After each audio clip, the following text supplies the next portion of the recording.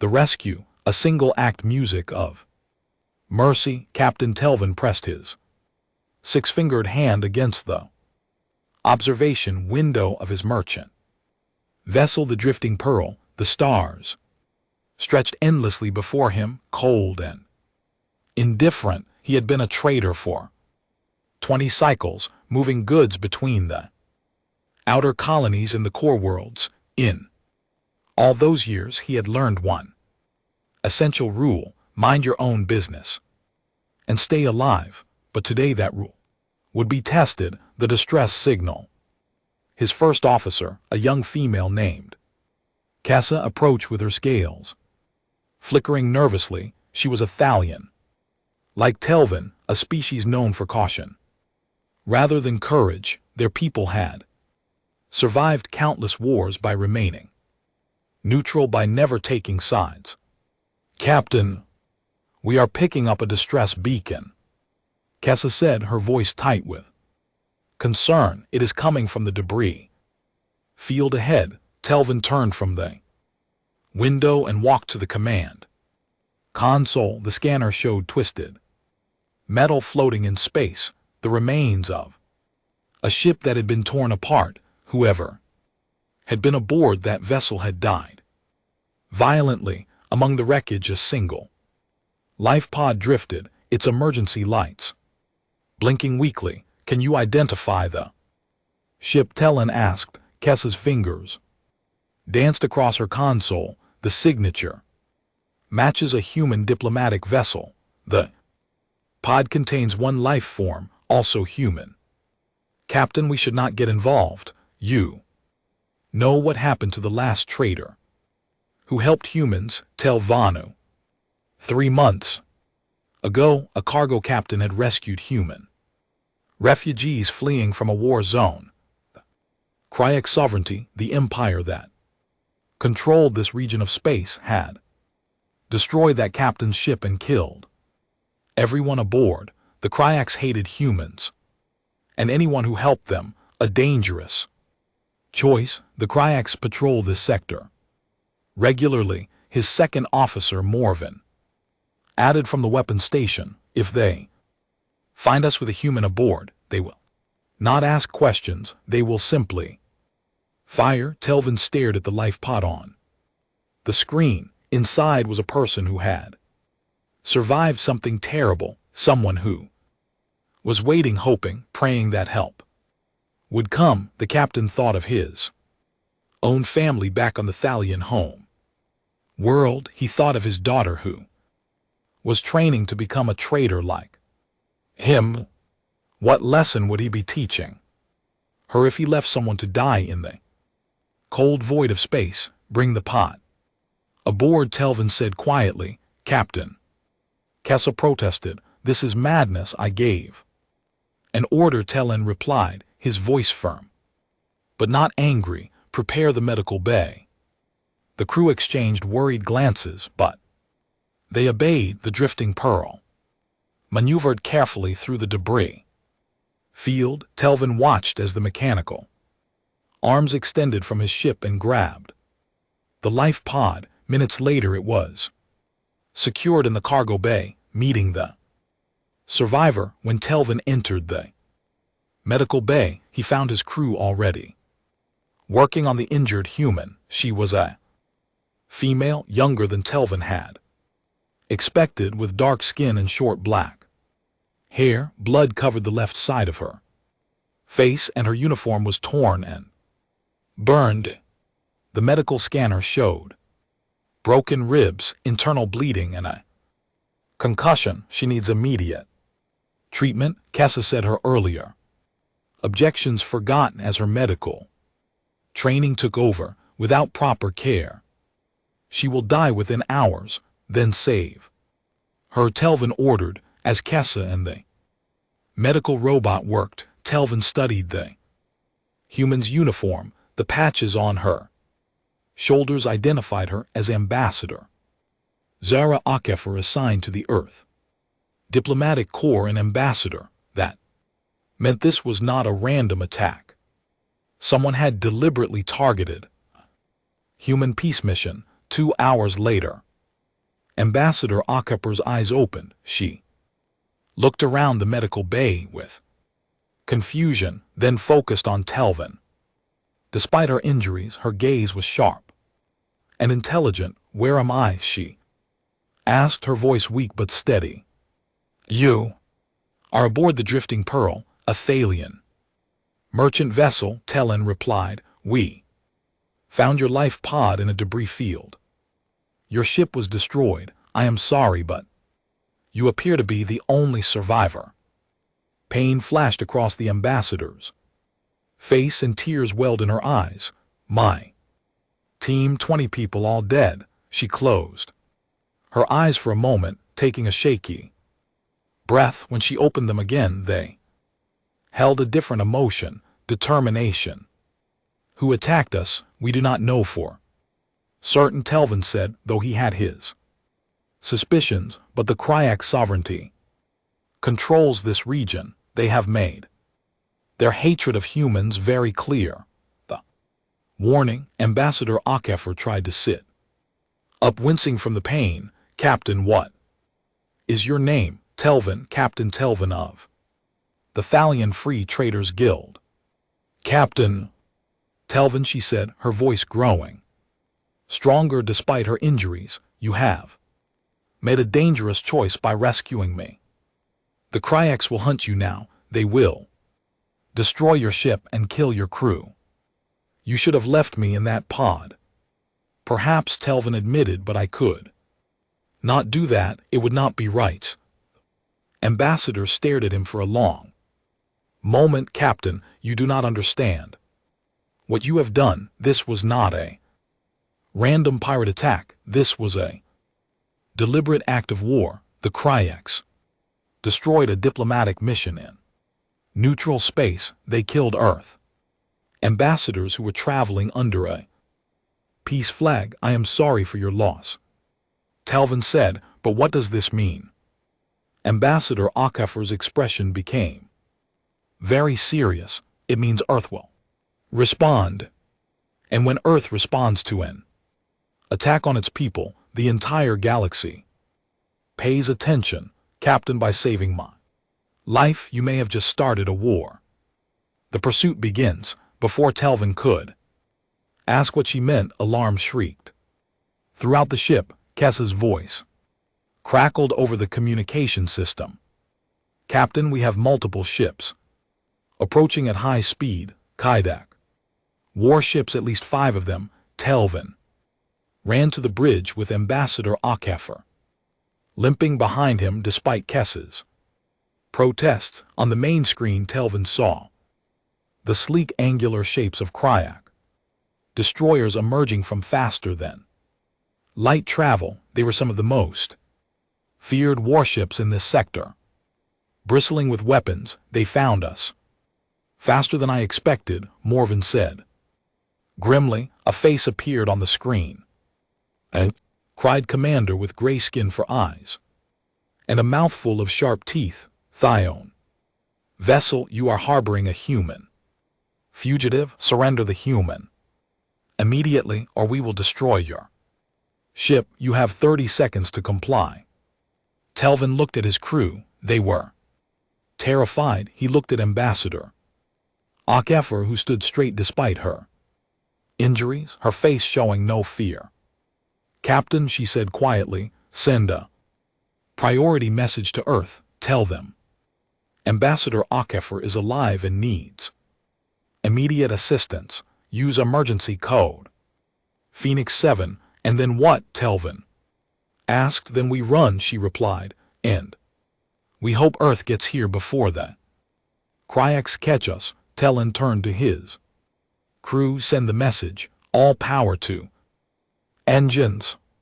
We are running." As the Drifting Pearl accelerated away from the Kryak warships, Telvin wondered if he had made the right choice. He had saved one life, but now he might have doomed his entire crew. Behind them, the Kryak ships gave chase, their weapons charging. And somewhere across the vast distance of space, Earth received the message. Earth's declaration, the longest hour The drifting pearl shook violently as another plasma bolt exploded against its rear shields. Warning lights flashed red across every console on the bridge. Captain Telvin gripped his command chair as his ship bucked and twisted through space, desperately trying to evade the 5 Kryak destroyers pursuing them. Shields at 40%, Morven reported, his voice strained. We cannot take many more hits like that, Captain. Kessa worked frantically at her station, rerouting power from non-essential systems. I am pushing the engines beyond safety limits. We might gain a few more minutes, but if we keep this up, the engine core will overload. Ambassador Akefer stood behind Telvin's chair, one hand braced against the wall to keep her balance. Despite her injuries, she appeared remarkably calm. How long since we sent the distress signal? She asked. Telvin checked the chronometer. 3 minutes. Ambassador, I appreciate your faith in your people, but even if Earth received the message, they cannot possibly send help in time. We are 3 days from the nearest human outpost.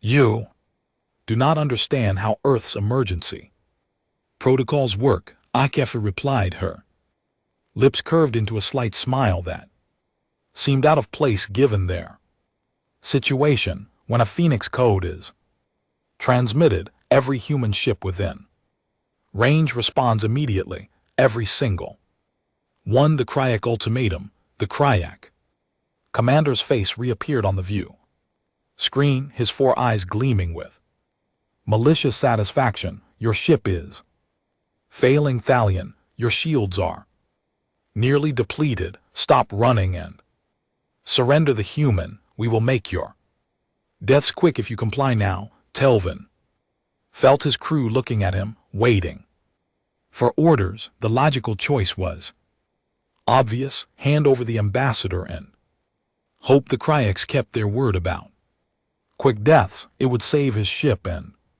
crew. It was what any sensible trader would do. But when Telvin looked at Ambassador Akefer, he saw something that made him hesitate. She was not afraid. Instead, she was checking her wrist computer with the concentration of someone tracking in arrival time. 30 seconds, Captain, she said quietly. Can you give me 30 more seconds? Telvin did not know why he believed her, but he did. Morven, transfer all remaining power to rear shields. Kessa, give me everything the engines have left. The drifting pearl surged forward one last time. Behind them, the Kryak ships closed in for the kill, their weapons locked onto the fleeing merchant vessel. Telvin watched the tactical display as 5 destroyers prepared to fire simultaneously. No ship could survive that kind of coordinated strike. Captain, they are firing, Morven shouted. 5 seconds. Ambassador Akefer whispered. Earth arrives. The space around them suddenly erupted with light. Massive ships appeared from nowhere, materializing between the drifting pearl and the Kryak destroyers. Telvin's jaw dropped as he counted them. 12 human warships, each one larger than any Kryak vessel, their hulls painted in Earth's distinctive blue and white colors. The Kryak weapons fire meant for Telvin's ships splashed harmlessly against the shields of the human fleet. The lead human vessel was enormous, a battle cruiser that dwarfed everything else in the vicinity. A new voice filled the bridge, female and commanding. Kredak vessels, this is Admiral Chin of the Earth Defense Fleet Carrier. Indomitable, you are targeting a ship under Earth's protection. Power down your weapons immediately. The Kryak commander's confident expression faltered. This is Kryak space. You have no authority here, human. You attacked a Diplomatic vessel in neutral space. Admiral Chin replied, her voice cold as ice. You murdered 20 Earth ambassadors. Traveling under a peace banner, you pursued and fired upon a civilian ship that rescued our survivor. You have exactly 10 seconds to stand down, or I will interpret your actions as a declaration of war against Earth. Telvin watched in amazement as the human fleet moved into attack formation with precision and speed. More ships were arriving every moment, frigates, destroyers, support vessels, and what looked like troop carriers. Within minutes, there were over 30 human ships surrounding the area. This is impossible, Kessa breathed. How did they mobilize an entire fleet so quickly? Ambassador Akafer's smile widened. I tried to tell you, Earth takes care of its own, and Earth remembers those who help us. The Kryak miscalculation. The Kryak commander was clearly struggling with the situation. His ships were outnumbered 6-1, outgunned and surrounded, but pride and arrogance had driven Kryak expansion for generations. You are bluffing, human. The Kryak sovereignty is a major power. Earth would not risk full-scale war over one ambassador. You are correct, Admiral Chin said. We would not risk war over one ambassador. Her voice became harder. We will absolutely start a war over 20 murdered diplomats and the attempted murder of those who showed mercy to our people. Commander, you have 5 seconds remaining. Telvin saw something he had never seen before, fear in a Kryak warrior's eyes. The commander looked at his tactical display, calculating odds and finding them impossible. We withdraw our aggressive posture, he finally said. Not good enough, Admiral Chin responded. You will surrender your vessels for inspection. You will submit to arrest for war crimes, and you will provide the identity of every individual who authorized the attack on our diplomatic mission. We cannot. Earth's power revealed. The human battle cruisers weapons lit up, not firing but charging to full power. Every weapon system on every human ship did the same. The combined energy readings were staggering. Telvin's sensors showed power levels that should have been impossible. You can, Admiral Chin said quietly. Or, in 15 seconds, there will be nothing left of your ships but debris. Choose.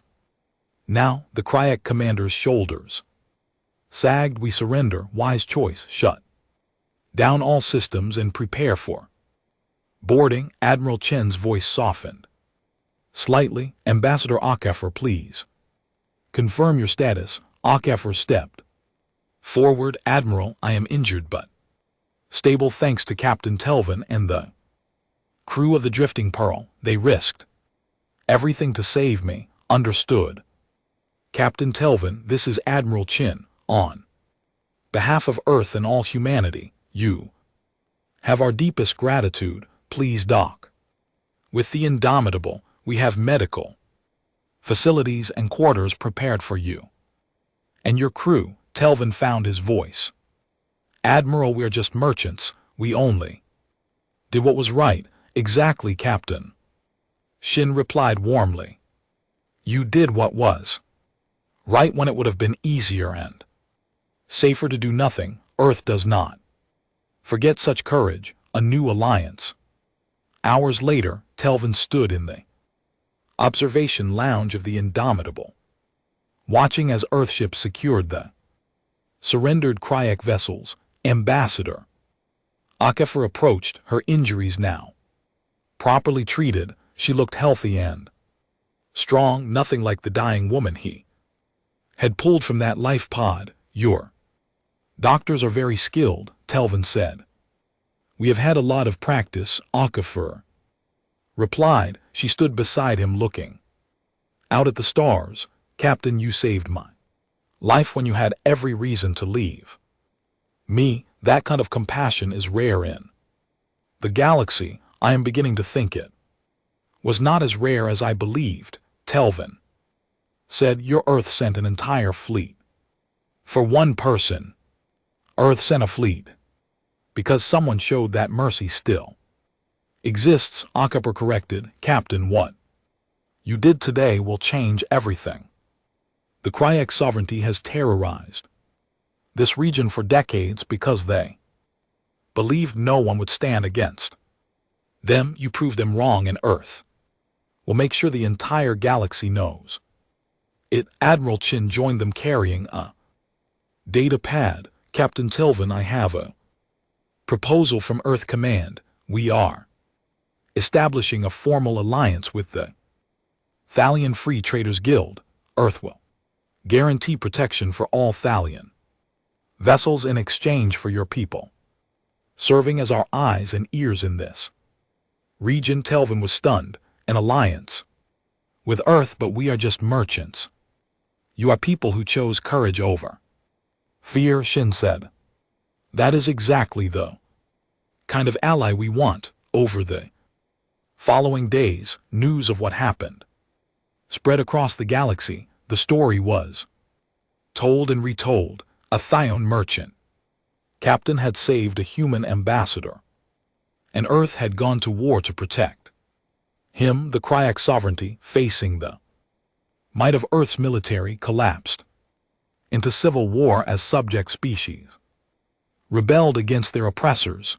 The ripple effect. 6 months later, Captain Telvin stood on a stage at the Thalian home world. Around him were gathered representatives from dozens of species. Admiral Chin stood beside him along with Ambassador Akapur, now fully recovered and promoted to Earth's chief diplomat. For the sector, today we established the Free Worlds Coalition. Akapur announced to the assembled crowd, an alliance of species dedicated to mutual protection, fair trade, and the simple principle that we are stronger together than apart. This coalition exists because one captain chose mercy over profit, compassion over caution.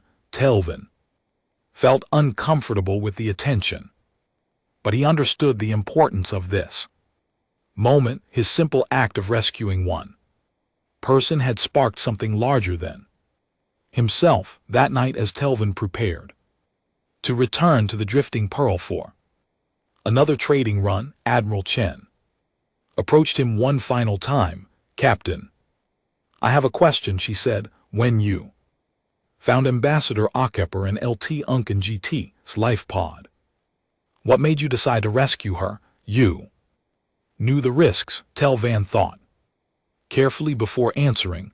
Admiral, I have a daughter.